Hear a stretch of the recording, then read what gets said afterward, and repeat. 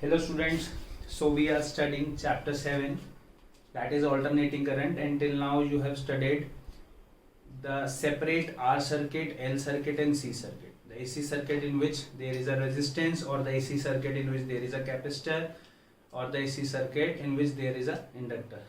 So the next topic we are going to study is series LCR circuit. Series LCR circuit means we have R, L and C connected in series with the AC source. ठीक है, R, L and C connected in series with the AC source. Suppose same thing, an AC source of EMF E naught sin omega t is there and current I is flowing through it. When current I is flowing, this current flows through this resistor, this inductor and then this capacitor, same current because this is in series. When this current flows through this resistor, the voltage drop across resistor is suppose VR and inductor is VL and the voltage drop across capacitor is VC. अब आपने ये भी पढ़ लिया है कि R में current और वोल्टेज सेम फेज में होते हैं, ठीक है, करंट और वोल्टेज एक ही डायरेक्शन में होते हैं. L में क्या होता है, वोल्टेज लीड करता है करंट को, किससे, π/2 से इंडक्टर में, और यहाँ क्या करता है, वोल्टेज लैग करता है करंट को π/2 से, या करंट लीड करता है कैपेसिटर में. ठीक है, तो इस डायग्राम में मैंने यही सब डिपिक्ट किया है, इसके फेजेस और ये. अब हमारे को सीरीज एलसीआर सर्किट पढ़ना है. सीरीज एलसीआर सर्किट में जो चीज मैंने अभी बोली क्या, कि suppose R, L and C are connected in series with source of EMF E equal to E naught sin omega t. ठीक है, ऐसे ही लिखते हैं. इसके बाद क्या लिखोगे आप, voltage drop across V, voltage drop across R, कितनी है वोल्टेज ड्रॉप, VR. ठीक है, और इसका अगर एम्पलीट्यूड की बात करें, वोल्टेज के एम्पलीट्यूड की, तो सपोज मैं एम्पलीट्यूड डिनोट कर रहा हूं V नॉट R से. V not R is V equal to I into R, I not. ठीक है, एम्पलीट्यूड की बात कर रहा हूं, V not is I not into R.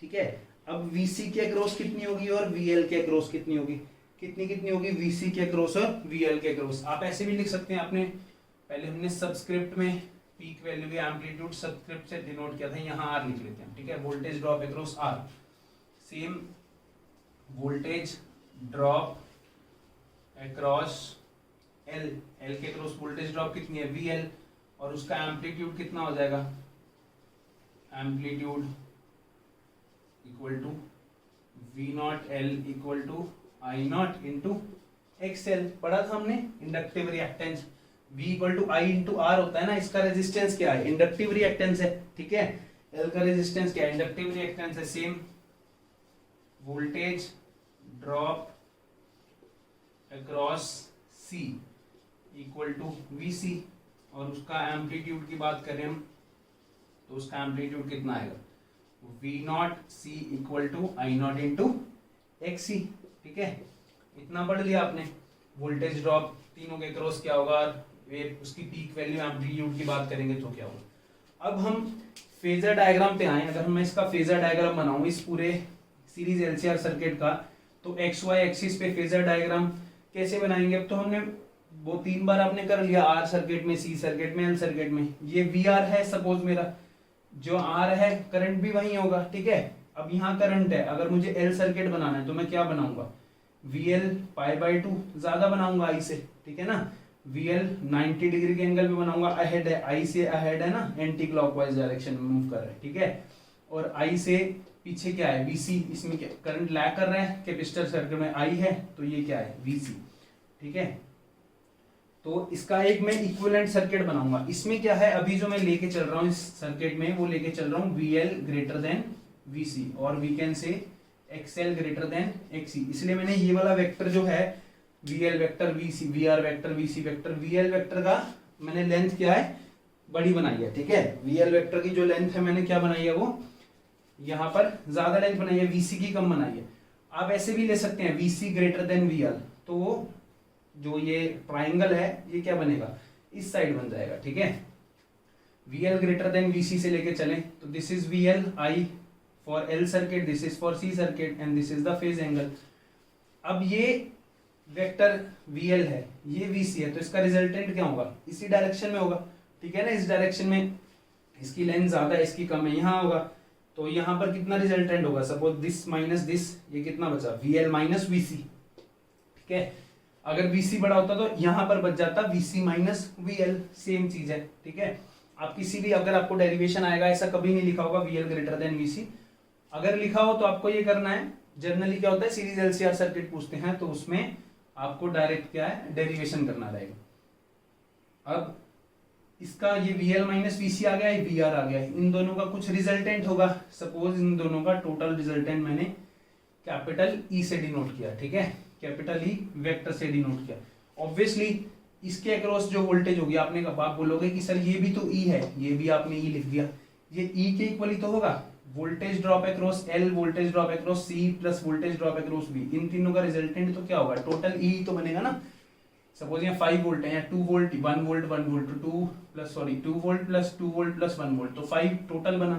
तो VR और VL माइनस VC का भी कुछ रिजल्टेंट होगा, that must be equal to E, ठीक है। तो ये VL माइनस VC VR इसका कुछ रिजल्टेंट है, और इसमें क्या, अब पैरेललोग्राम लॉ से VL माइनस VC, ये भी VL माइनस VC हो जाएगा। अगर ये VL माइनस VC है तो ये भी VL माइनस VC हो जाएगा, ठीक है। तो हम क्या कर सकते हैं, इस ट्राइंगल में पाइथागोरस थ्योरम लगा सकते हैं, बहुत इजी है। इस ट्राइंगल में हम क्या कर सकते हैं, पाइथागोरस थ्योरम लगा सकते हैं ना, ये ट्राइंगल बन गया, this is phi, this is E, this is VR, this is VL minus VC, ठीक है। इस ट्राइंगल में पाइथागोरस थ्योरम लगा सकते हैं, तो देखिए क्या होगा, by Pythagorean theorem, by Pythagoras theorem और पाइथागोरियन थ्योरम क्या होगा। एम्पलीट्यूड की बात करें, एम्पलीट्यूड, अभी हमने वेक्टर कुछ डायरेक्शन की बात नहीं करनी, उसकी वैल्यू निकालनी है कि जो टोटल EMF आया उसकी कितनी वैल्यू आएगी, ठीक है। वैल्यू की बात करेंगे तो सपोज इसका जो मैग्नीट्यूड है, E का मैग्नीट्यूड है, that is also E naught, इसका मैग्नीट्यूड क्या है V नॉट, इसका V नॉट L और V naught C, so this E naught is equal to कितना होगा, Pythagoras theorem, E naught square, this square plus this square, base square plus perpendicular square equal to hypotenuse square, ठीक है। E naught square, अगर मैं यहाँ भी square से ही इसको लिखूं, this E naught square, this should be equal to this VR square, square से लिख लो, V not R square plus V naught L minus V naught C square, ठीक है। पाइथागोरस थ्योरम से इतनी चीज समझ आ गई। E naught is under root of, what is V naught, V not is I not into R, this is I naught square R square plus what is this V naught L, V naught L is I not into L, I naught square XL square minus, अगर मैं इन दोनों में से I not common ले लूँ यहीं पर, तो what is this X I naught square XC square, so I naught square I take common, this is XC square. इतना आ गया समझ आपको, ठीक है। या इसको अभी इसको ऐसा लिखो XL माइनस XC स्क्वायर, क्योंकि हमने भी इसका स्क्वायर नहीं यहाँ पर ओपन किया ना, ठीक है। I नॉट स्क्वायर किया तो होल स्क्वायर बाहर आ जाएगा, XL minus XC this square, ठीक है। ये क्या है, V नॉट को मैंने लिखा I not into XL minus I not into XC, I not बाहर कॉमन हुआ है, स्क्वायर है तो I नॉट स्क्वायर आ जाएगा, अंदर क्या बचेगा XL माइनस XC। अब इस पूरे में से I नॉट कॉमन ले सकता हूँ, I नॉट स्क्वायर, यहाँ से भी I नॉट स्क्वायर, यहाँ से भी I नॉट स्क्वायर, ये स्क्वायर रूट है तो क्या बाहर आएगा I not, this I not, and inside this square root we have XL minus XC square, ठीक है। इसके बीच में क्या आ जाएगा XL minus XC square, so we have this E naught equal to I naught under root R square plus XL minus XC square. So the next step we have to do is we came to this E naught equal to I naught this, and by finding I naught this is equal to E naught divide by square root of R square. After this you have to write this. इसके बाद ई step पे R square plus XL minus XC square. ठीक है, इतना समझ आ गया. यहाँ से मैंने आई नॉट क्या किया, ई नॉट, और इसको डिनोमिनेटर में ले गया. अब आई क्या होता है जनरली, वी बाय आर. ठीक है, अगर रेजिस्टिव सर्किट हो, एक्स एल सर्किट हो तो V by X L, C circuit हो तो वी बाई एक्स सी. ठीक है, अब ये भी तो I equal to V by R, मतलब टोटल रेजिस्टेंस है ना, current equal to voltage upon resistance. ये क्या है बेसिकली, ये टोटल रेजिस्टेंस है किसका, इस सर्किट का. ठीक है, this is total resistance of LCR circuit. Total resistance है एलसीआर सर्किट का. इस टोटल रेजिस्टेंस को हम क्या बोलते हैं, इम्पिडेंस बोलते हैं. इम्पिडेंस, इम्पिडेंस मतलब ये करंट को इम्पीड कर रहा है, रोक रहा है फ्लो करना से. इम्पिडेंस, इसको डिनोट करते हैं हम Z से.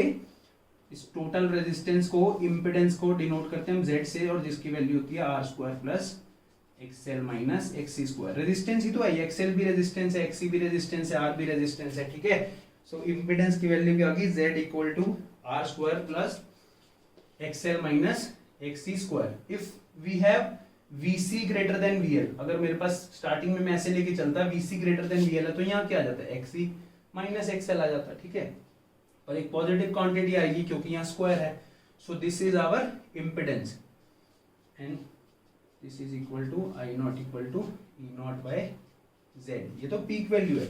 अगर आपसे कभी न्यूमेरिकल, जनरली इस पे न्यूमेरिकल जरूर आता है, इस डेरिवेशन के साथ एक न्यूमेरिकल आएगा आपके बोर्ड एग्जाम में.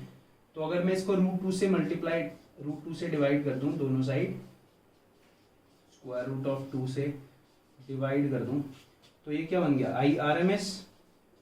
This is E R M S, E naught बाय √2 divide by Z. This is divide by Z. So same चीज एलसीआर सर्किट में क्या होता है, सेम ही है, current equal to voltage upon resistance. जो टोटल रेजिस्टेंस एलसीआर सर्किट है that is R square plus XL minus XC square. ठीक है, आप एक बार इसका स्क्रीनशॉट लेना चाहो तो ले लो, मैं इसको रब करता हूं फिर. This is I equal to E R M S by Z and Z is R square plus XL minus XC square. ठीक है, अब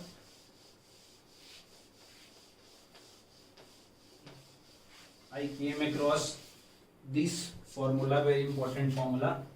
This Z is square root of R square plus XL minus XC square.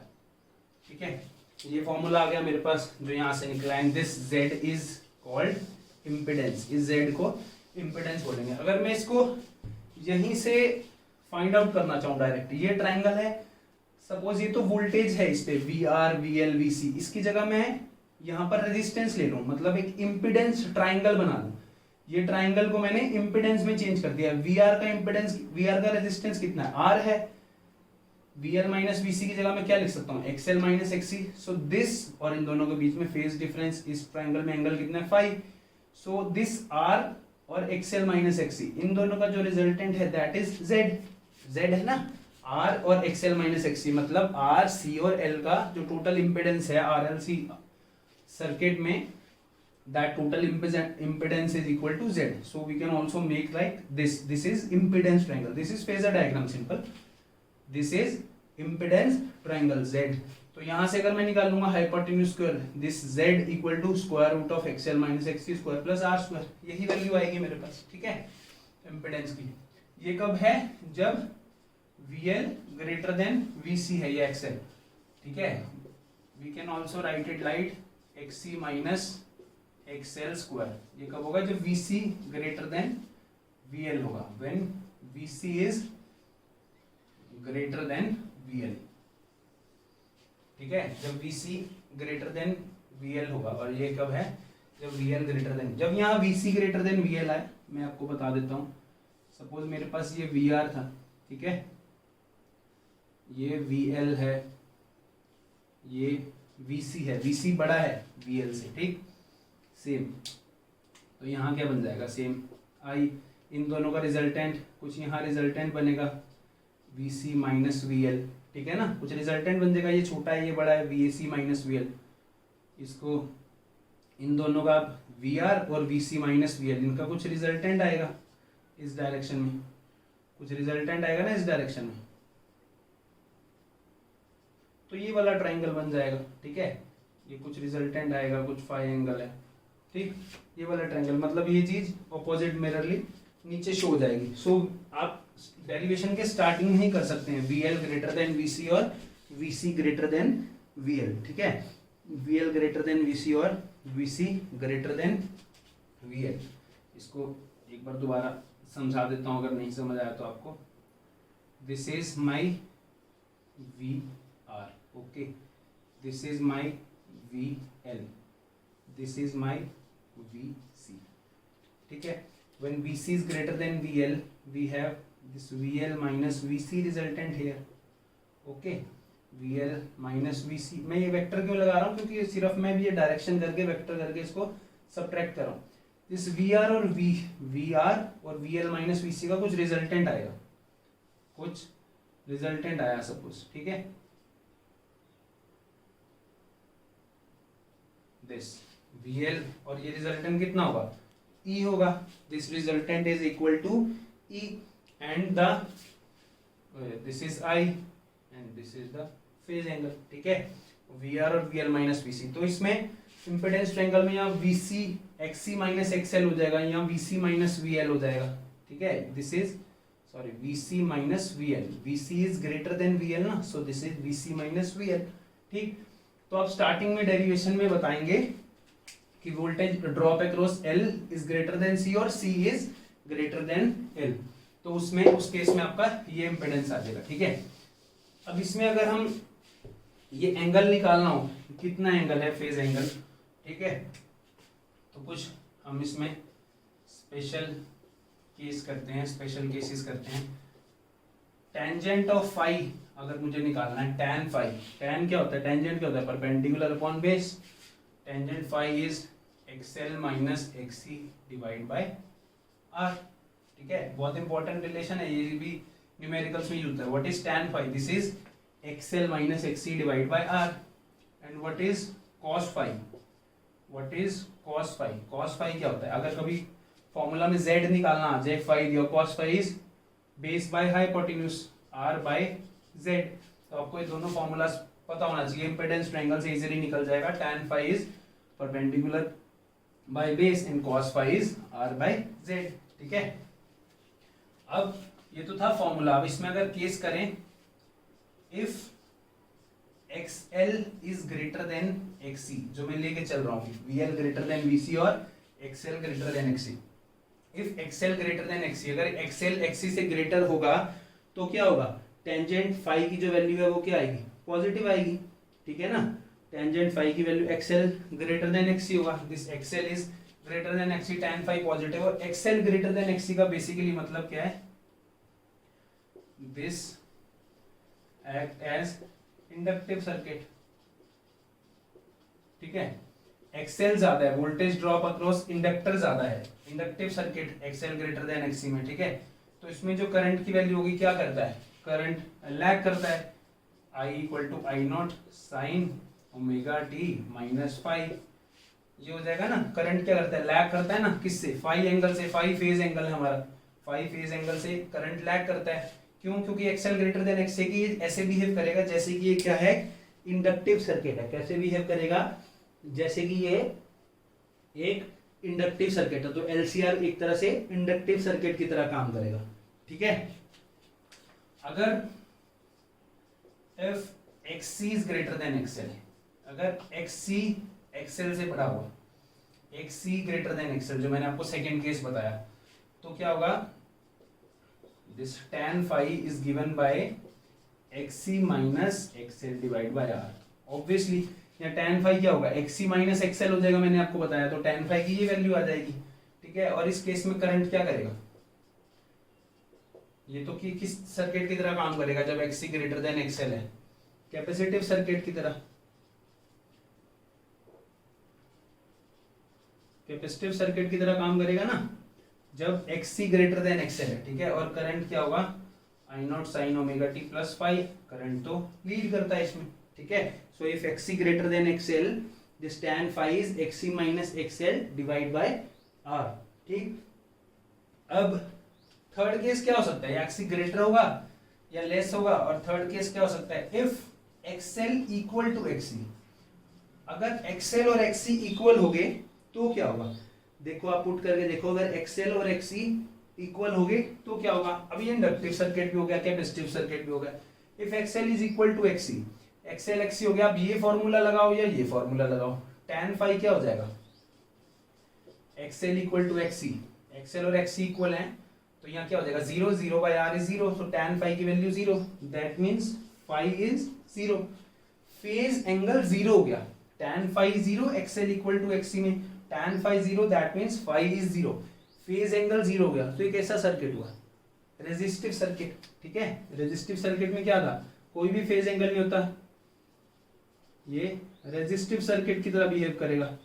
When XL equal to XC, tan five equal to zero और five equal to zero. तो ये मेरे पास three cases हैं जिसमें XL एक में ग्रेटर देन एक्सी है तो इंडक्टिव सर्किट की तरह काम करेगा, एक्सी ग्रेटर देन एक्सएल है तो कैपेसिटिव सर्किट की तरह काम करेगा, और एक्सएल इक्वल टू एक्सी है तो रेजिस्टिव सर्किट की तरह काम करेगा। सो this is the derivation for LCR circuit. अब जनरली इसमें न्यूमेरिकल आता है, मैं आपको एक तरह का न्यूमेरिकल बताता हूँ, उसमें सारे क्वेश्चंस डिस्क्राइब कर दूंगा मैं, जो जो चीज़ फाइंड आउट करने के लिए आपको आती है, और ये ज़रूर 100% जनरली बोर्ड में आता ही आता है।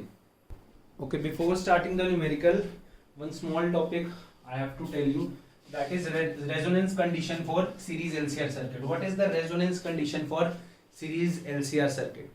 अभी मैंने आपको जो स्पेशल केसेस बताए तीनों, और जिसमें थर्ड स्पेशल केस था when XL equal to XC, उसके ऊपर ये है XL equal to XC। Resonance condition क्या होती है LCR सर्किट की, रेजोनेंस कंडीशन वो होती है जब इसमें जो करंट फ्लो कर रहा है वो मैक्सिमम हो जाए, ठीक है। रेजोनेंस कंडीशन इज दैट, आपने क्लास 11 में वेव्स एंड ऑसिलेशन में रेजोनेंस पढ़ा होगा, जब फ्रीक्वेंसी एक फ्रीक्वेंसी दूसरी फ्रीक्वेंसी पे मैच करती है, ठीक है, तो रेजोनेंस होता है, कुछ रेजोनेंट फ्रीक्वेंसी होती है।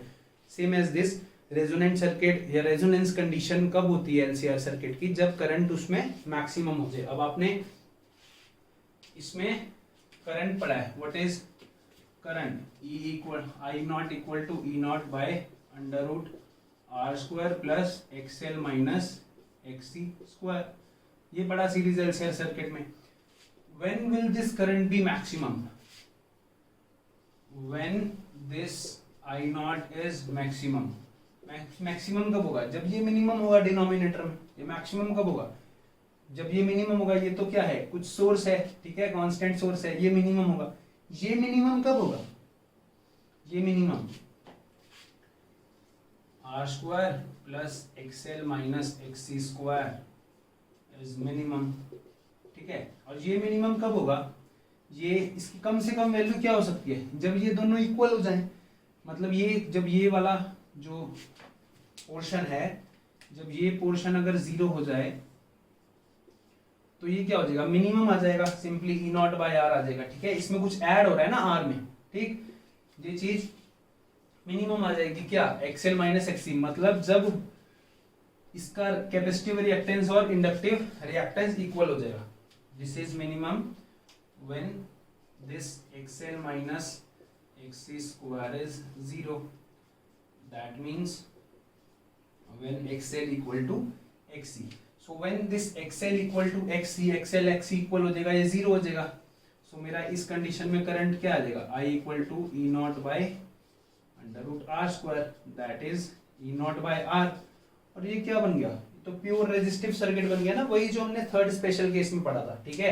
जब XL और XC इक्वल हो जाए तो कैसे सर्किट कैसे बिहेव करता है, प्योर रेजिस्टिव सर्किट की तरह बिहेव करता है, ठीक है। सर्किट कैसे बिहेव करता है, प्योर रेजिस्टिव सर्किट की तरह बिहेव करता है। और उस कंडीशन में, उस कंडीशन को जब सर्किट प्योर रेजिस्टिव सर्किट की तरह बिहेव करता है और करंट जिस कंडीशन में मैक्सिमम हो जाता है, उस कंडीशन को हम रेजोनेंस कंडीशन बोलते हैं, ठीक है। When XL equal to XC. अब हमने एक्सएल क्या पढ़ा है, ओमेगा एल पढ़ा है आपने, और एक्सी क्या होता है, 1 बाय ओमेगा सी, पढ़ लिया प्रीवियस लेक्चर में। अगर मैं इसको क्रॉस मल्टीप्लाई करूंगा, ये क्या आएगा, omega square equal to 1 by LC, दिस L is the value for inductance, और C is the value of capacitance. Generally numerical में ये भी पूछा जाता है, इसलिए न्यूमेरिकल कराने से पहले मैं आपको ये टॉपिक बता रहा हूँ। और यहाँ से अगर ओमेगा की वैल्यू आएगी that is 1/√LC। So this is called resonant frequency. ठीक है, resonant frequency omega is 1/√LC। और अगर इसको ऐसे भी लिख सकते हैं हम 2πFR resonant frequency equal to 1/√LC। So this is like FR equal to 1/2π√LC। Same चीज है जो आपने 11th क्लास में वेव्स ऑसिलेशन में पढ़ा होगा। वेव्स ऑसिलेशन में बस रेजोनेंस के बारे में पढ़ा होगा, या ओमेगा 2πFR पढ़ा होगा। ठीक है, ओमेगा क्या होता है, 2πF होता है, सबको पता है।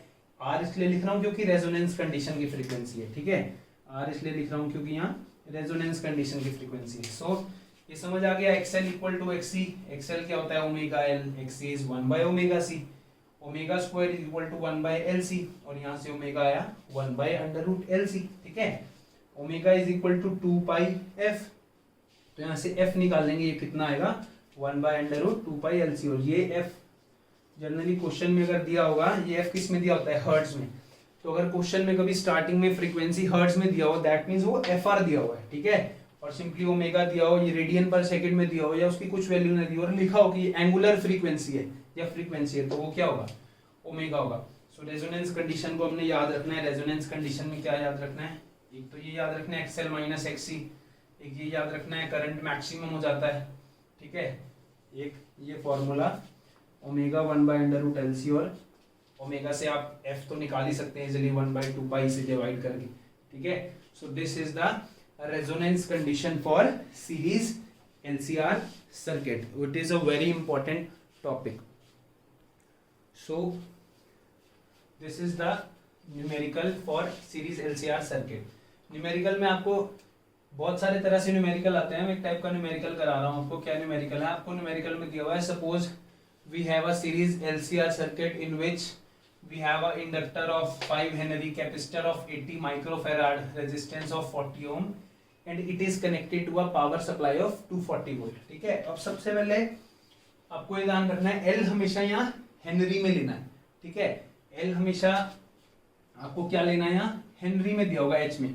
अगर आपको यहाँ L मिली हेनरी में दिया हुआ है तो मिली हेनरी में क्या होता है 10⁻³ इंटू दैट वैल्यू कर देंगे। ठीक है, ये चीज याद रखनी है। जनरली जो पेपर में क्वेश्चन आता है या हेनरी में दिया रहता है या मिली हेनरी में दिया रहता है। कैपेसिटर क्या है, कैपेसिटर यहाँ दिया हुआ है 80 माइक्रोफैराड। 80 माइक्रोफैराड कैपेसिटर की यूनिट ऐसे यूनिट फैराड होती है, तो उसके फैराड में चेंज करेंगे तो क्या होगा 80 इंटू व्हाट इज माइक्रो, आप सबको पता होगा माइक्रो इज 10⁻⁻⁶। सो ये मेरे पास कैपेसिटेंस अगर फैराड में निकालना है तो मेरे पास कितना गया 80 इंटू 10⁻⁻⁶। सबसे पहले जो गिवन क्वांटिटीज हैं उसमें चेंज करना है। आर तो ओम में ही दिया हुआ है, यहाँ किलो ओम में भी दिया हो सकता है। ठीक है, आर की वैल्यू। अब जो चीज याद रखनी है that is this 240 volt supply. जब भी आपको क्वेश्चन में 240 वोल्ट सप्लाई दिया हो या 220 वोल्ट सप्लाई दिया हो, 230 वोल्ट सप्लाई दिया हो, आपको क्या चीज याद रखनी है, मैंने आपको पहले भी बताया था। जब भी ये, अब जब तक उन्होंने बोला नहीं कि एक पीक वैल्यू है, ऐसा तो नहीं बोला उन्होंने कहीं पीक वैल्यू है, ये लिखा हुआ है this is connected to a power supply of 240 volt. तो ये जो 240 वोल्ट है मैंने आपको बताया था ये हमेशा आरएमएस वैल्यू होगी, याद रखना है। This 240 volt is RMS value. ठीक है, यहाँ पर जो हम कैपिटल ई से डिनोट कर रहे हैं। ठीक है, ये हमेशा आरएमएस वैल्यू होगी, पीक वैल्यू नहीं होगी। जो भी आपको क्वेश्चन में दिया होगा ये पावर सप्लाई से अटैच है, ये हमेशा आरएमएस वैल्यू होगी। इसको कभी पीक वैल्यू V0 नहीं लिखना, इसको आरएमएस वैल्यू है। ठीक है, अब आपको ये क्वांटिटीज दी हुई हैं। अब इसमें हर तरह का क्वेश्चन आता है, कभी आपसे पूछ लेंगे, अभी इस क्वेश्चन पे आते हैं। इससे पहले सपोज आपसे पूछ लिया यहाँ फाइंड, मैं यहीं लिख देता हूं, सपोज यहाँ आपसे पूछ लिया फाइंड XL, फाइंड XC। ठीक है, ये पूछ लिया XL XC, तो आपको XL फाइंड करना है। XL का फॉर्मूला क्या होता है ओमेगा L, सबको पता है आपको। ठीक है, और XC का फॉर्मूला क्या होता है 1/ωc। ठीक है, अब आपको यहाँ L तो पता है, क्वेश्चन में दिया हुआ है हेनरी में 5 हेनरी है, आपको ओमेगा नहीं पता। ठीक है, या तो ये ओमेगा क्वेश्चन में दिया होगा अगर आपको XL या XC निकालना होगा, या क्वेश्चन में फ्रीक्वेंसी दिया होगा F दिया होगा। कुछ हर्ट्ज में दिया होगा, सपोज 5 हर्ट्ज फ्रीक्वेंसी दिया हुआ है, ठीक है। तो आप यहाँ से ओमेगा निकाल सकते हो 2 पाई इंटू एफ करके, ठीक है। ओमेगा दिया होगा तो आप यहाँ ओमेगा की वैल्यू पुट कर दोगे, एल की वैल्यू पुट कर दोगे क्वेश्चन से, या यहाँ भी ओमेगा की वैल्यू और सी की वैल्यू पुट कर दोगे तो आप एक्सएल और एक्ससी फाइंड आउट कर सकते हो, ठीक है। सिंपल है। अब यहाँ पर आपको क्या दिया हुआ है, फाइंड द, आपको क्या फाइंड आउट करना है, the angular frequency at resonance. Resonance condition पे एंगुलर फ्रीक्वेंसी क्या होगी, आप सबको मैंने बताया रेजोनेंस कंडीशन क्या होती है, when XL equal to XC, ठीक है। और यहाँ पर कंडीशन क्या आती है, ओमेगा स्क्वायर 1/√LC, और ओमेगा की value omega square is 1/LC and omega is 1/√LC, ठीक है।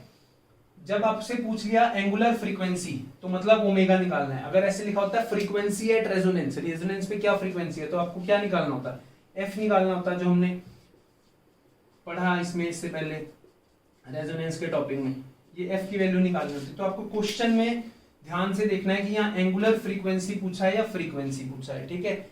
एंगुलर फ्रीक्वेंसी सॉल्व तो बेटा आप सब कर लोगे, आपको बस पता होना चाहिए कि क्वेश्चन में क्या गलती हो सकती है और हमें क्या इसका ध्यान रखना है। ओमेगा इक्वल टू 1/√LC, अब यही एंगुलर फ्रीक्वेंसी है, आपको एल की वैल्यू पता है, एल की वैल्यू कितनी है 5, और सी की वैल्यू कितनी है 80 × 10⁻⁻6, ठीक है। एल की वैल्यू भी पता है आपको, सी की वैल्यू भी पता है, तो यहाँ से आपका ओमेगा निकल जाएगा, इजीली फाइंड आउट करोगे। ओमेगा की वैल्यू जो यहाँ से आएगी दैट इज 50 रेडियन/सेकेंड, ठीक है। So this is the angular frequency, angular frequency है, याद रखना है। ओमेगा एंगुलर फ्रीक्वेंसी रेजोनेंस पे पूछा है हमने, रेजोनेंस पे क्या होता है 1/√LC, एल की वैल्यू पता है, सी की वैल्यू पता है, आप सॉल्व करके इजीली फाइंड आउट कर सकते हो, ठीक है। सेकंड क्वेश्चन क्या पूछा, current at resonance, current at resonance, resonance पे करंट क्या होगा, करंट क्या होता है। जब उन्होंने करंट बोला मतलब वो आरएमएस वैल्यू है, अभी उन्होंने बोला नहीं पीक वैल्यू ऑफ करंट, ऐसा कुछ नहीं बोला, ठीक है। तो आपको यहाँ करंट की वैल्यू निकालनी है, I R M S. Current क्या होता है, वोल्टेज वी और ई और वी आर एम एस जो भी है अपॉन में एलसीआर सर्किट है तो क्या होगा जेड, ठीक है। इम्पिडेंस होगा, एलसीआर सर्किट है तो। अब उन्होंने जब करंट पूछा होता, सिंपल पूछा होता find the current of LCR circuit, ये ना लिखा होता एट रेजोनेंस, ठीक है, ये नहीं लिखा होता, सिंपल करंट होता। तो करंट में क्या कर दिया, I R M S V R M S by Z. V R M S तो आपको गिवन है 240 वोल्ट सप्लाई, हमने यहाँ पढ़ा। वी आर एम एस तो आपको गिवन है ना 240, जेड नहीं पता, जेड आप इजीली निकाल सकते हो, हमने जेड का फॉर्मूला पढ़ा था, क्या पढ़ा था, R square plus XL minus XC square, ठीक है। आप यहाँ एक्सी माइनस एक्सएल करो या एक्सएल माइनस एक्सी करो, स्क्वायर है पॉजिटिव वैल्यू आएगी, कुछ फर्क नहीं पड़ेगा, ठीक है। एक्सएल माइनस एक्सी स्क्वायर, अब आर भी आपको पता है 40 है, 40 स्क्वायर हो जाएगा, ठीक है। एक्सएल आप ऐसे फाइंड आउट कर लोगे, ठीक है, और एक्सी भी फाइंड आउट कर लोगे अगर आपको सिंपली करंट पूछा और यहाँ जेड की वैल्यू पुट कर दोगे, ठीक है। मैं एक क्वेश्चन में बेटा सारे क्वेश्चन बता रहा हूँ जो डिफरेंट चीज पूछ सकते हैं, बट आपको इस क्वेश्चन में क्या पूछा है, करंट एट रेजोनेंस पूछा है, रेजोनेंस पे कितना करंट होगा। जब रेजोनेंस के पे करंट पूछ लिया तो रेजोनेंस कंडीशन में तो हमें पता है क्या होता है, एक्सएल इक्वल टू एक्सी होता है, मतलब ये क्वांटिटी तो हमारी जीरो हो जाती है, ठीक है। और रेजोनेंस पे हमने पढ़ा क्या होता है, जेड इक्वल टू आर होता है, पढ़ा है।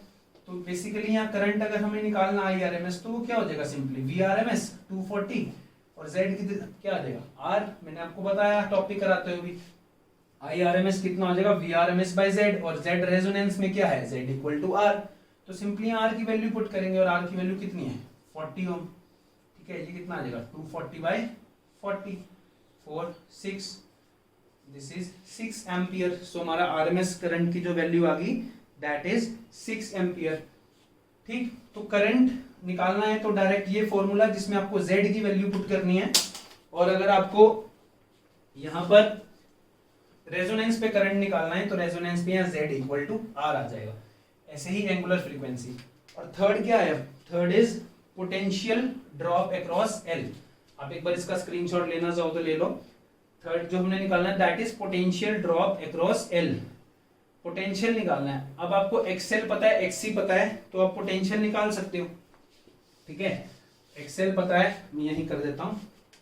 थर्ड इज क्या है, पोटेंशियल ड्रॉप अक्रॉस एल है, V drop across L. Potential drop क्या होता है, आई अब ये उन्होंने नहीं बोला पीक वैल्यू है, पोटेंशियल ड्रॉप बोला है, तो हमें आरएमएस ड्रॉप ही निकालना है, वी नॉट नहीं लिखना है, ठीक है। वी कितना होता है, I R M S into X L, L के क्रॉस, और इसको कैसे लिख दोगे आप, आई आर एम एस और एक्सएल को omega into L. Potential drop निकालना है, ओमेगा आपका यहाँ से फाइंड आउट हो गया 50 रेडियन पहले पार्ट से, हमेशा ये पार्ट्स आते हैं जिसमें पिछले पार्ट की वैल्यू यूज होती है।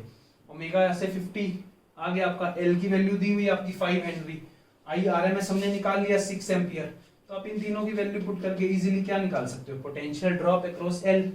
Same potential drop across C अगर निकालना है तो क्या होगा, this I into X C, ठीक है।